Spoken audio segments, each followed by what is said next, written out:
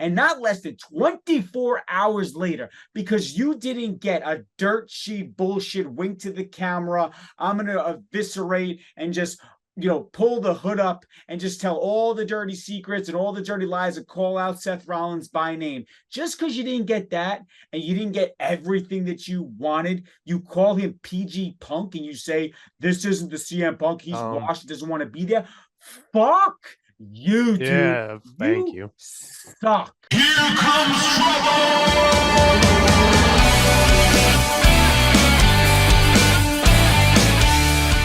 It's me. It's that entry to TTG rolling once again with that BTW Big Trouble Bishop taking up the whole screen. And you got myself, Nicky the Good, and we are the Meat Pop Express. And boy, do we have a jam-packed episode yet again for you, because the wrestling world has been shocked to its core yet again with the return to professional wrestling for the 95th time in the last 3 years is CM Punk.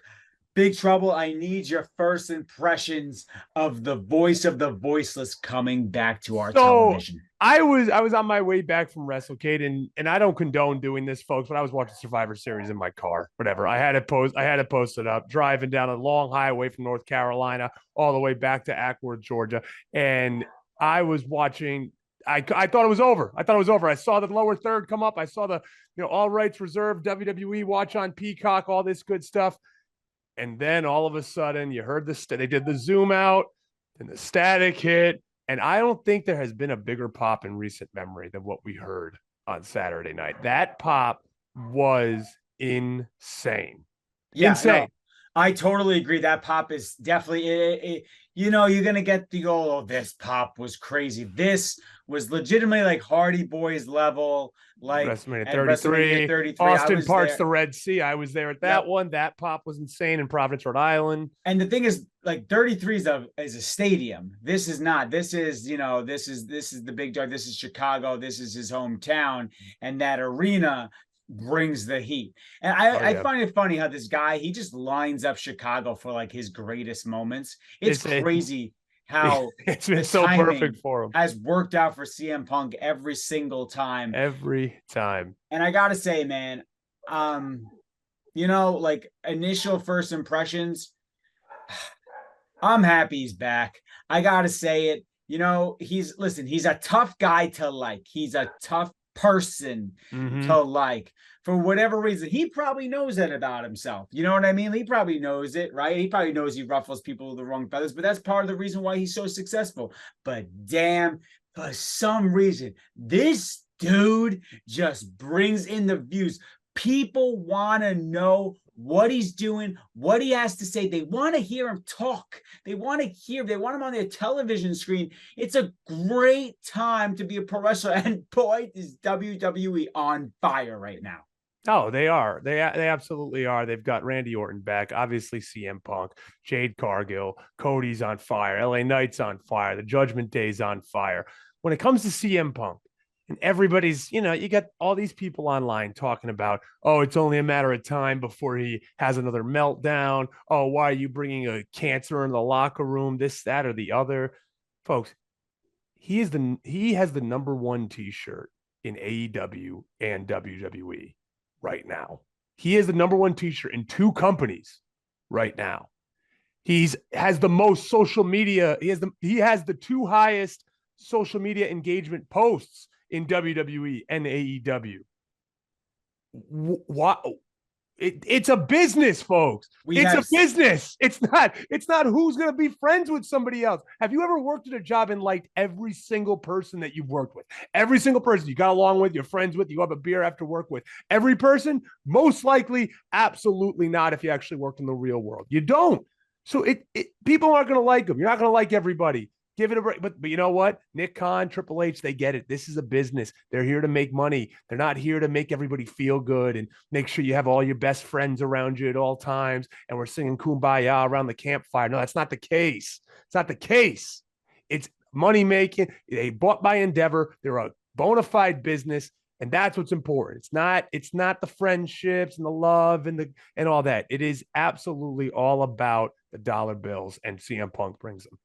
And you said it best, man. And I'll say a line that we've said many times in this podcast. It's one of my favorite lines in the business from Eric Bischoff. Controversy creates cash, and CM Punk is just straight up controversy. Absolutely. That's what he is. He brings in numbers. I'm actually personally, I didn't as much of I'm fully aware of how big of a star he is. He has blown away the expectations of him as far as being a star. He has legitimately exceeded them because what he did, those numbers, those raw social media numbers, right? That is another level to be doing that, to own the entire space. And listen, it's about controversy. And before we get into CM Punk, the rest of the show, because this show is going to be primarily about CM Punk. Listen, with Punk, we're going to talk about Orton. We'll talk about Survivor Series. We'll get into the things we liked about. We're going to be talking about moving on into Rumble season, because you basically have started the WrestleMania season. But when we're talking controversy specifically, there was so much controversy being reported because, Ben, you put out a little video talking about QT Marshall, right? Talking about some of the dirt sheet stuff going on with all these rumors and innuendos and all this stuff. What do you got to say? What the hell is going on with these wrestling journalists? No, and you know what? Or these general rumors around pro wrestling. And this isn't a personal attack to any of them on their character. And I actually officially met Sean Ross Sapp at WrestleCade this week, and very nice guy. We took the political picture together where we're shaking each other's hand. But Nick Hausman, SRS, Dave Meltzer, Ringside News is on another level. I can't compare these guys to I them. respect them. They're not. No. Yeah. But it's just we're throwing shit at a fan and we're seeing what sticks. It's like, I mean, are we playing baseball? Are we supposed to be right 30% of the time? Like, where are these sources coming from? Tell me where your sources are, because I could give you right now what the real story is, but I'm not going to, because I'm not a dirt sheet guy. But I'm not going to say anything. But listen, where are we getting all this information, all this misinformation, and why are we posting it? Why are we posting it? If you watch my video, folks, you watch it. I can just say what I said is just as credible as what all these guys are saying. Might as well just say he was QT Marshall's damn Scar and Shad Khan's Mufasa and now the owner of Pride Rock is Tony Khan. It's the same thing as saying everything you guys are saying. Do you think for 1 second, think about this, what's being reported, that he's leaving because Tony Khan wants to move to more of a New Japan pro wrestling style content? That's where he wants his company to go. A guy getting paid as much as QT Marshall's getting paid, basically the number 2 in AEW. Now he's going to leave over a subtle creative difference. He's going to leave that money on the table. Think about this, folks. And it's the same thing when it comes to the NWA. The same exact thing. When people are reporting that NWA lost their TV deal because old Sinister Minister wanted to have a little disco dust, a fake disco dust on the pay-per-view, and then all of a sudden they sign NXT a week later. That's not how TV rights deals work, folks. It's not how it works. Think about it. Just use your head. Use your head. There's no way that would have happened. I think what gets me the most is that if you're going to call yourself a journalist like that, like, you may as well just throw that word out the window, because a journalist is someone who literally you are putting your career on the line if you are wrong legitimately one time. That's what true journalism is. Back in the day, and I'm old enough to know, I know a few journalists, you watched them growing up, that when they had one blunder, one miss on air, they were canned, it was over. Because once you lose the public's trust, you cannot get it back. In the wrestling business, though, journalists can just say whatever the hell they want. That's why Ben and I created this show, so that we could just say whatever we want and have no accountability for it whatsoever. No accountability. No accountability whatsoever. But you see where we're getting halfway. This is why we like talking about it to an extent, but also it's frustrating, because why the hell are we just putting this stuff online? You're creating dialogue based off something that doesn't even exist. Like, for example, I myself have the scoop on QT Marshall. Like, no one has this scoop, Ben. But like me, I have it, and I don't care about talking about it, right? I got my sources, right? So basically what happened is that QT Marshall and Tony, they were in on it. They were best of buds working together, right? But then Tony found out that QT was leaking stuff to the sheets. He was leaking stuff to the sheets behind the scenes, right? And Tony ended up sending QT and a few other guys from the back to a bathhouse. And they're like, "Yo, QT, what's going on here? What's going on here? Are you wearing a wire? You wearing a wire? You got a wire or something? Are you reporting into the dirts? You talking to Sean Ross? You talking or you talking to Trips? You know, you're feeding him our information." Of course, QT, he denied the whole thing. He denied the whole thing. So what happened? Tony took a little trip. Tony Khan showed up at his house with and was like, "I got to take a shit." He was like, Tony's like, "I got to take a shit. I got to go to the bathroom." Goes upstairs, check the cigar box. What do you think was there? Tell him. Wire. Oh, he caught QT red-handed with the device to leak the information to the sheets, and now he's whacked. Now he's gone. You guys thought that he was leaving because of creative differences. It's not. He got caught with the wire. He was leaking. And he was leaking informant information to Triple H. That's what happened. Wow. Whoo. That's what happened. Folks, man, that could be a hit TV show on HBO if I ever heard one. Man. It could. Wow. Tony's a good name for a lead character, too. Tony's a very good name for a lead character. And actually, oh wait, this just in too. What? Oh, whoa. Actually, oh my God. QT Marshall is actually he's leaving AEW, and this is crazy, folks. This is again, I'm not going to tell you my sources, but I just found this out. Just heard from a good friend of mine that he from Southern California. He's actually leaving AEW. He's selling out, and he's joining the X-Blades. He's joining the X-Blades. He's leaving AEW, the heart and soul of professional wrestling, AEW, where they do it just for the wrestling. But he's going to take the money with X-Blades, taking the sponsorship. That's wow. That's pretty crazy, man. I never thought he would do that. I never thought he'd sell out. I thought he got my source obviously is a different source than your source, but I guess if it's a source, it's right. God, we have so many sources. It's really so many sources about QT, about QT Marshall and everything else that's going on in professional wrestling. So many sources. And everyone had CM Punk not returning. Then they had him returning. Yeah, and all you doofuses on YouTube that were calling me out, calling me a liar, saying stop building a channel based on lies. Who had it right? Who had it right? You absolute basement dwelling losers. All of you, every single one trying to call me out. And I know who you are, Mike. I know you are who Mike. Melania. Yeah, I looked at some of your videos today, Lonnie. I was looking at them. Yeah, they suck, dude. I'm looking right at you. And you were wrong. Talk about the lies I'm spreading. You're spreading the lies. Stop soaking cigarettes in public and putting it on YouTube. It sucks. Content sucks. Tell me when I'm telling lies. Exactly. Mike. On YouTube and Lonnie, you too, Lonnie. And Lonnie, the other person. You all stink. Any of you haters out there dropping mean stuff in our comments. Look what we did. You, man. Look who got it right. Us. We did. Got it right. We got it right. And here's a little producer note. You know how I knew that CM Punk was going to come back at the very end of that show? And I'm talking literally about 3 seconds before his music hit. They were not panning out. They have ended shows with close-ups in the ring. Mm-hmm. I understand it was War Games, but there is no point in doing that pan out. Once they did the pan out, I was like, that fucking thing is going to hit because they want the over. They want to see it. Because you lose the visual you want if you're panned in on Randy and them, right? There's 5 people in the ring. You're losing the visual you want for the moment, right? They'll have it in B-roll, obviously, but for the actual live shot, you want the CM Punk logo to pop up. You want the fans to rise. You want to see everyone rise, and the once I saw that, and listen, that 3 seconds, 2 seconds, it was like an eternity in my brain. But I knew, I was like, if there's any chance he's coming back, it's because they're doing this shot right now. This is where I held on hope, and I was like, I'm not going to turn off until I say, and it was, oh,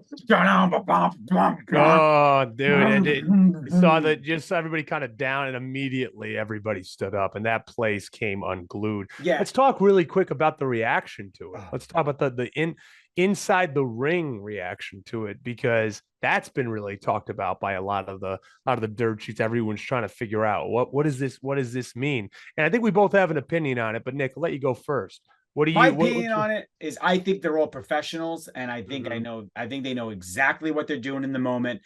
When you're in WWE and like, this may be seen as a shot at AEW. You're not pulling that bullshit with Triple H behind there. You're not pulling that bullshit on those guys, right? Mm-hmm. Like Seth Rollins knows what he's doing. Mm-hmm. He's a company man, and it doesn't matter how much he hates CM Punk, whether he does in real life or not. Again, I don't even know. I could be being worked forever. And that's fine with me. I like being worked. I'm a fan. That's why I watched the show. I think they all knew exactly what they were doing. Mm-hmm. I think they know that all the fans are going to have their phones, even if they weren't clued in. If they didn't know the music was going to hit, they're such professionals now. They work with top of the line people, top of the line producers, people who've been doing in the business forever. When that music hit, they immediately can register. Yep. People are not expecting me to be happy he's here. Mm-hmm. What can I do to get myself over right now? What can I do to get myself trending? What can I do to further the storyline that everyone in the locker room is against him? And if you notice Punk's promo, he said everyone's happy for him to be there.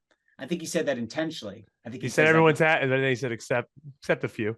And he said that subtly. He said he's setting up the match and everything like that. But what do you think, it's perfect. I agree. I think yeah. Is there animosity between the two? Probably a little bit. I bet there's some, and I bet there's been some history there, and we don't know all the inside outs because we don't care about it. They're personal guys. They're guys. The testosterone's flowing. Maybe they just don't like each other. Who knows? Who knows? But I know, like you said, Seth Rollins is not a dumb guy. He's been in the WWE system since 2010, maybe 2009, 2010. And obviously was in Ring of Honor before that. He's been doing this forever, over 20 years. And he knows in this day and age, as soon as that music hit, people are looking at Seth Rollins because of that promo he cut with Nick Houseman at SummerSlam or whatever it was last year, for whatever it was. He knows exactly what's going on. He knows the cameras are out, like you said, and people are clued in on him, on his reaction. And I think he is this little work shoot, whatever you want to call it, perfect reaction, because now the investment is there. Everybody's invested in these two. And then the next night on a house show, it doesn't really matter, not TV, he's cutting another promo about it. And then CM Punk says the line about it. And they're subtly doing it without ever coming face to face or touching. And then there was the rumor backstage that he had to be escorted by Triple H and Michael Cole to the back. I bet you that was leaked too. I bet you they wanted them to know that. Maybe he did. Maybe so it looked real. Maybe it happened. Maybe they had the whole thing, coerced together. Like, hey, let's so in case we have a rat, we have a rat in the hen house, whatever the hell the saying is. But a wolf in the hen house. Yeah. Sure. Maybe rats cause problems too, but we already talked about rat. I'm a pro rat guy. Pro rat. The animal, not the human beings. But I think that this is all part of a master plan, because we're gonna get because we obviously know what the main event. We are pretty 95% sure we know the main event of WrestleMania. We know Cody, Roman, they're on a collision course, right? What's going to be night one? It doesn't seem like Rock's going to be there. It doesn't seem like Cena's going to be there. Like we tried to predict and we got 100% wrong. But it doesn't seem, because we're going to admit it. We're going to admit it. But for the record, the show was us fantasy booking the Rock. True. So that was our fantasy, but we didn't know this was going to happen.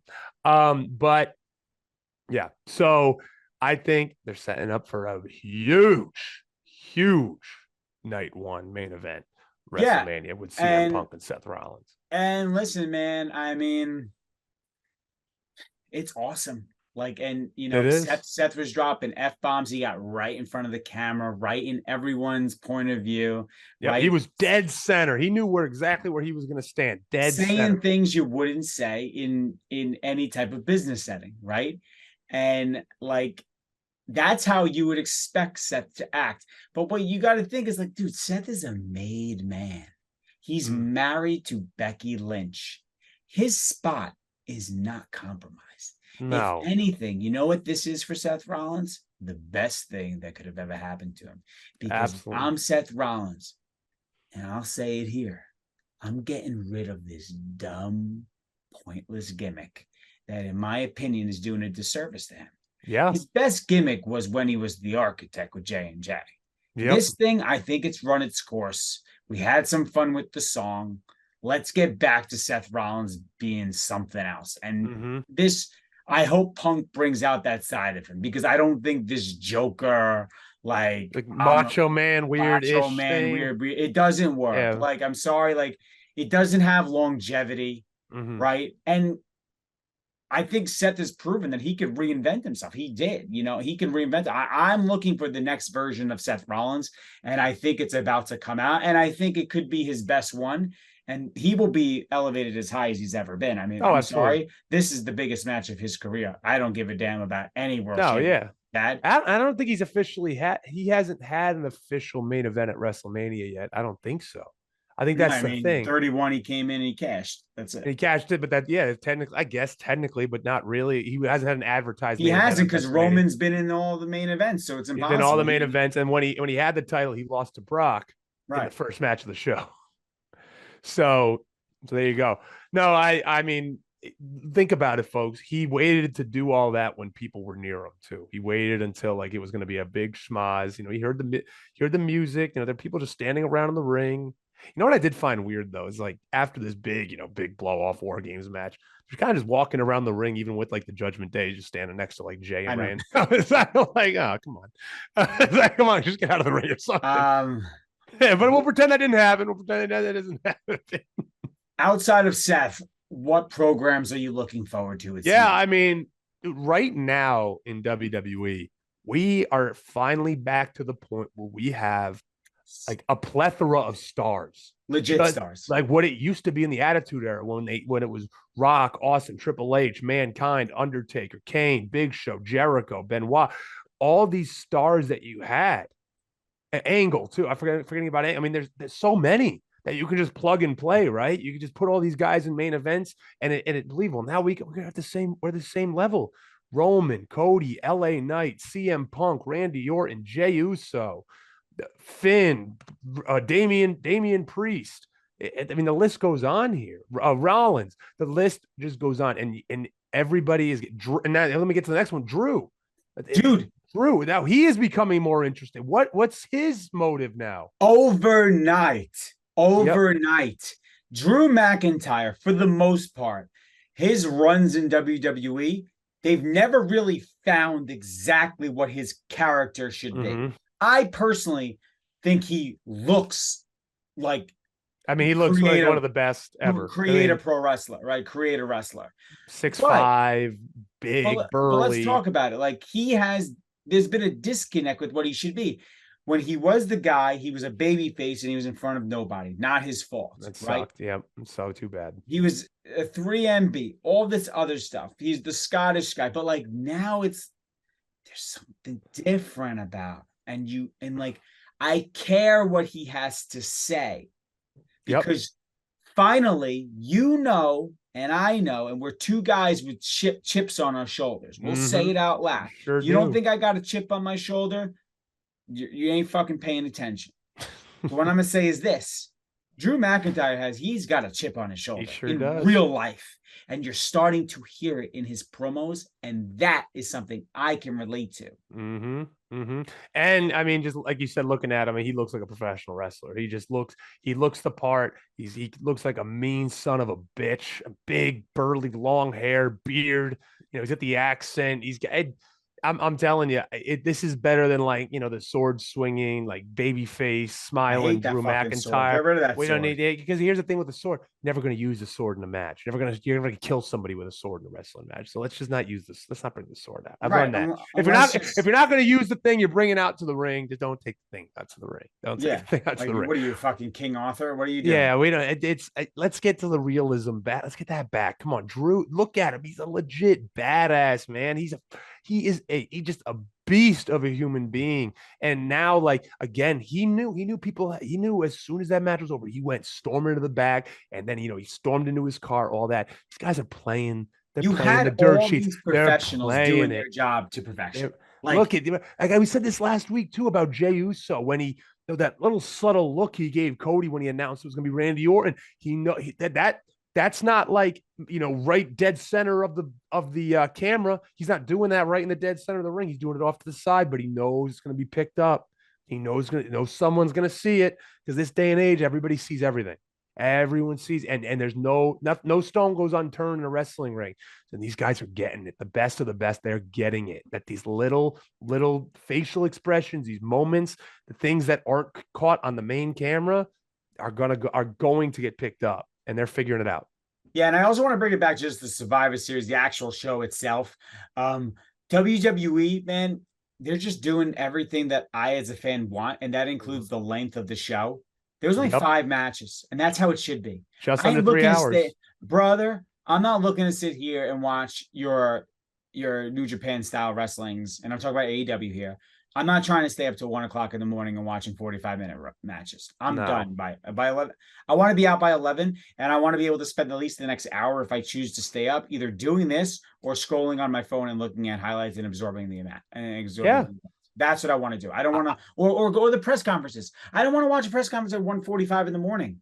Okay? No, and guess who doesn't want to be there at 1:45 in the morning? Talent. No one does. And this goes out to not just them, but indie wrestling in general. Hey, guys, guess what? Fans don't want to sit through 3.5-hour shows. They don't want 17 matches on the damn card. They don't want 7 ladder matches and 3 hardcore matches and 6 tag matches. We don't want it. We want to go get it in, get out, 2.5 hours, bang, bang, boom, go, and get back to the hotel, fall asleep, because you have to get up at 6 in the morning for a damn flight anyway. So listen, I agree with you, Nick. 100% agree with you that this new concept that they got going in the last year or so. Yeah, beautiful. Saturdays, 3-hour show, and leave you all Sunday to pump out all your friggin' media. They know what the fuck they're doing. They know exactly. Let me tell you, this might be controversial, man, but I think Nick Khan might be one of the best things to happen in professional wrestling in a long time. I mean, WWE has been as better as I think it was bumpy at first, but I think this guy gets it. And he's not even a wrestling guy, but he gets entertainment. He gets it. And guess what? I watched Monday Night Raw. I normally don't watch Monday Night Raw. Oh my God, you have a wrestling podcast? No, I don't have fucking 3 hours, brother, a fucking Monday to sit there if 90% of the show sucks. But if 80% of the show is good, I'll sit there and I'll watch it. I'll have it on in the background. I'll tune in and make sure that I'm tuned in when I need to tune in. I ain't dumb. I know top of the hour, all that bullshit. I know when the fuck I got to tune in. I got kids, all right? So shut the fuck up out there. If you got any issues with me, brother, okay? But listen, get back to the show. Women's War Games match. Thought it was awesome. Thought the ladies were great. Good, yeah. Great spot by EO. Great spot by EO Sky with the trash can. Obviously, that's something that they'll always have. Yeah, I thoroughly enjoyed it. Obviously, all those women are great. So they were going to put on a good match regardless. You can make the case, do we need 2 War Games matches every year? And on the same show, it is what it is. I think the women, the WWE is the best women on the planet, and they can make it work. Yeah, I mean, it's a tough order, man. It's a physical match. You're asking them to do a lot and make it look credible. The other key takeaway I have from it is Rhea Ripley. Jesus Christ, she is just such a star. She is just, anytime her entrance, man, everything she does, her vibe, her aura, her style, her look, her delivery on the microphone. Now, she is, to me, the number 1 female in all of professional wrestling. Yeah, no, I think there's no one close, and that's not even a shot to anyone. She is just that much head and shoulders above everybody right now. She is on now, though. She's just on. She's great in the ring. Her presence, mannerisms, credibility. She's figured it out. And we say it a lot, finding the voice, finding your character. She's finally figured it out. Yeah, man. And she's putting it all together. And look, this show didn't even have LA Knight on it. It didn't even have Roman on it. It didn't have Jimmy Uso on it. No, Logan Paul wasn't on it. Paul wasn't on it. They don't need it, man. They're so stacked. And guess what? Less is more. Less is more. I'd rather not see LA Knight than you stuff in another 20-minute match that I got to sit there, as I really want to just wait to the main and see if CM Punk's going to show up. Speaking of other matches, The Miz, Gunther told a good story. Same stuff. Miz can be a baby face one day. Wouldn't surprise me if he's a shit-eating heel, 2 weeks from now. Wouldn't surprise me. Whatever they ask the guy to do, he does. What other matches we had? There was the Dragon Lee match, for what it was. Good match, Get me invested though. I gotta be more Which match? invested. Exactly. Yeah. Dragon Lee versus Escobar. That was a match. Oh no, it wasn't. It was. I thought it was Carlito. Was it No, Dragon Lee?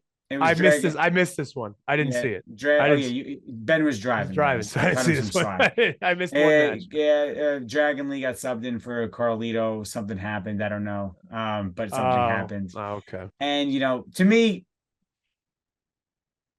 I guess you could have one of like the wrestling match on the card and enjoy it. If that's they're they're talented enjoy, guys. They're talented that's guys. fine. But really, that was the entire show. The show was great. Obviously, Randy Orton returned. That mother effer looks yoked, brother. Man. This is the best shape he's been in since he was on the legit gas, but that was like in his 20s. Yeah, He might, he's on the gas now too. But what I'm saying is when he was on the gas in the 20s, he had a different figure. He was leaner. Yeah. He had more of the V. No, now he's just a big bastard. Like he's thick, ripped, and just like he has like no at the you could tell. Like, he looks great, and you can just got the gills. You got the Kurt Angle gills. He's like like in his mannerisms, you can just tell like I'm just gonna go have fun for the rest of my career. Like it's just kind of like what else do I need to do? What else? He's also the biggest guy in the ring. He's bigger than Drew McIntyre. I know. Isn't that wild? I didn't realize that. Isn't that wild that Randy Orton's not the biggest guy? If you ask me right now, you said how tall is Drew McIntyre, right? Like you said 6'5", and he is 6'5", right? He's about 6'4". Yeah, I mean,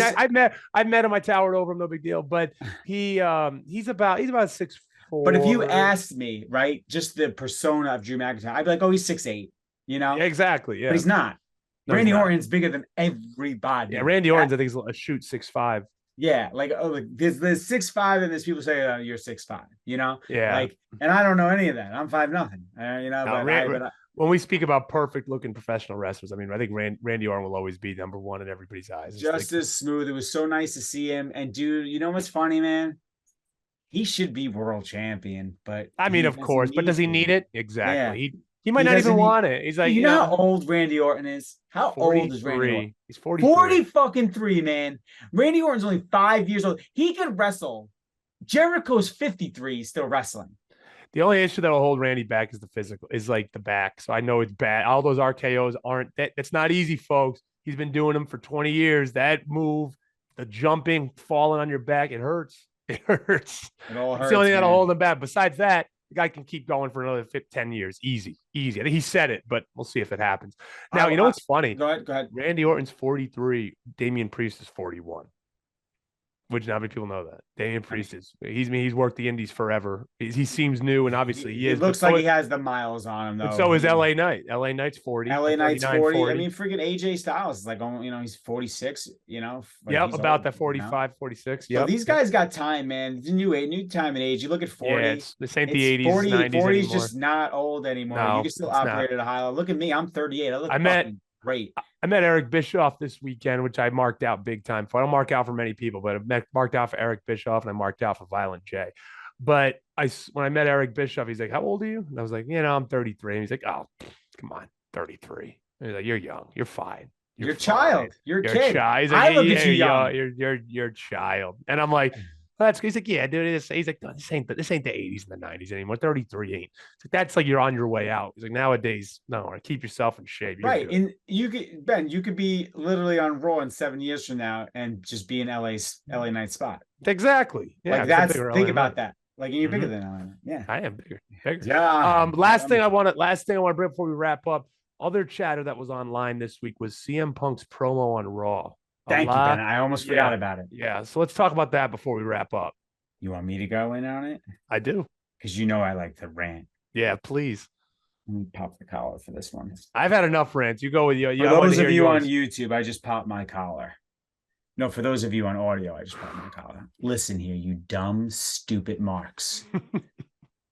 You idiots. You ungrateful people out there. You're so damn ungrateful. The wrestling audience, the IWC, whatever you want to say. The man gives you a moment of all moments. He returns, whether you like him or you don't, he returned back to WWE, something he said he would never do. He comes back, brings Survivor Series to the top of the heap when it was a cast-off pay-per-view for so damn long. He comes back in Chicago to one of the biggest pops you will ever hear in your life. made chills. I still get chills thinking about it.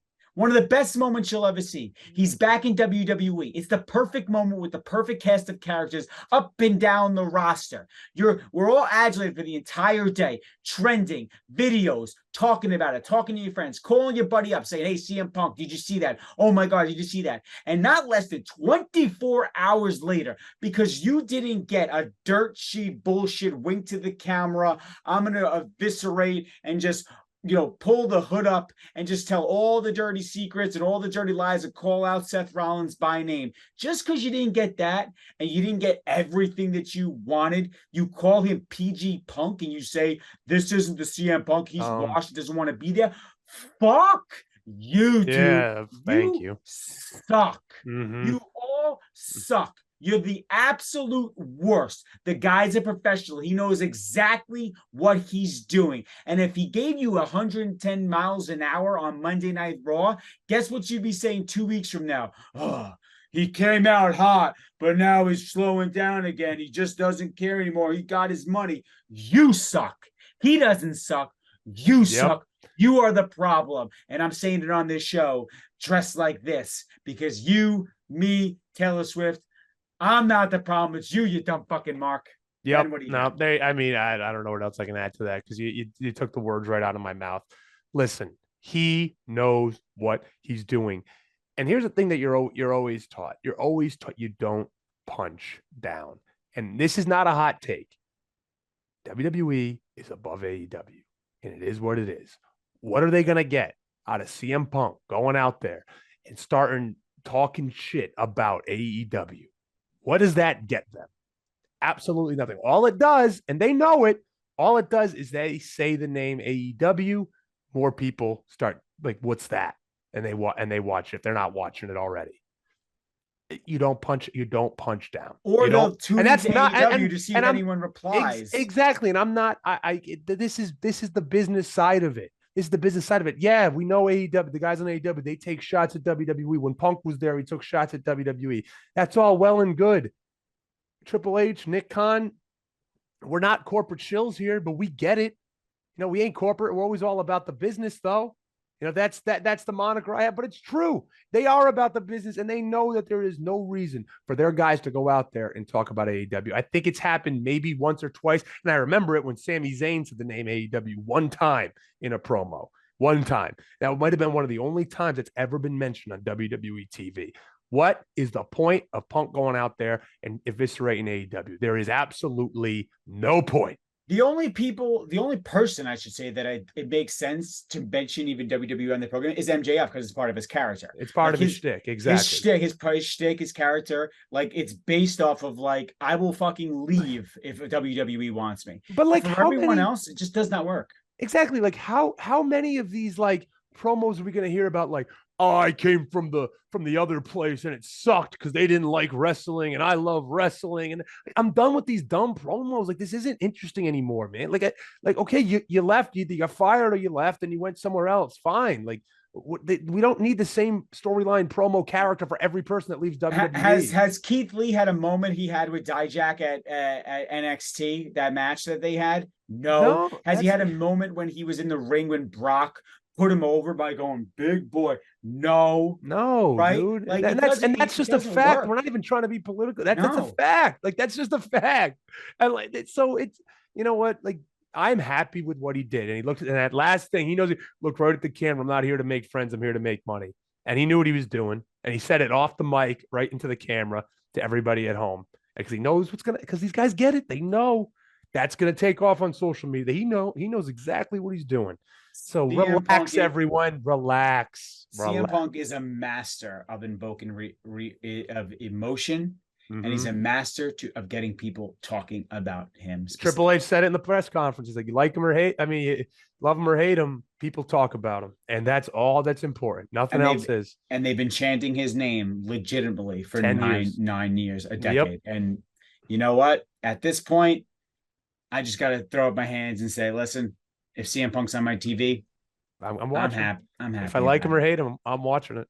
So Ben, I like this episode. I had a lot of fun fun talking about this. We got some stuff off of our chest. Yes. What I want to do is put some stuff in front of you guys. I want to put some stuff in front of you. I want to put our shit because I want to get our shit in. Ben, what do you got going on? Plug yourself and let's roll. Yeah, so nothing. So I just came back from WrestleCade, folks. Great weekend. Networked really big networking weekend. Got in that Brother Royal, the old Brother Battle Royal at WrestleCade. Walked the big ramp at WrestleCade, brother. I hit the big time, brother. The most coveted spot in all the big wrestling. Yeah, Violent J won that battle royal. So I was in a match with Violent J. I can say that. That was pretty cool. Good for you. Vampiro was also in that match. I had no idea it was him. He didn't have the makeup on. I was working him over in the corner at one point. I found out after it was Vampiro. Stomping a mud hole. I was stomping. Hey kid, get up. I want to hit you with my meat. I was like, you ready to get eliminated? He goes, no, not yet. I'm like, who the hell's this telling me not? But come over to the corner, kid. Unbelievable stuff. No, a lot of fun. But coming up, really all I got gonna be brothering this weekend at Diamond Dallas Page's Christmas party, which I am going to. Big time. Yep, feel the bang. And then in 2 weeks, I will be in Chicago defending the WCPW Windy State Professional Wrestling Heavyweight title. The next day, making my return to Memphis Wrestling and Memphis Wrestling TV. So I will be there. And that's basically the year for me. That's closing out the year. Then I'm taking some time off, taking about a month off until we get it rolling again. What about you, Big Trouble? For me, ladies and gentlemen, your boy is employed once again after being shown the door. He is employed. It only took me 2 months, but I am employed now. That's why we are doing this at night because I got a day job, folks. I actually work now. That's the reality of the Meat Pop Express. We do a bunch of things. It ain't just this, brother. No. Chris Van Vliet off air asked us if we did this full time, and me and Ben were like, well, we're so good. People think we do it full time. We're so good, but people think we get paid for this astronomical money. If you would like to, sponsor us, you could hit us up at Meat Pop Express. You can. At gmail.com. But for me, for Ben, follow Ben at Big Trouble BB on all platforms. You can follow me at Nicky the Good on all platforms. Find us, follow us, like us, subscribe us, do all that you got to do. Leave a review. If you leave a review on Apple or Spotify and I remember to look at it, I will read it live here and say your name out loud. Ben, do you got anything else to say to these marks? Nothing else. Keep it trucking, keep it positive, and keep the shades on because the sun never sets on a cool guy. Later, Marks.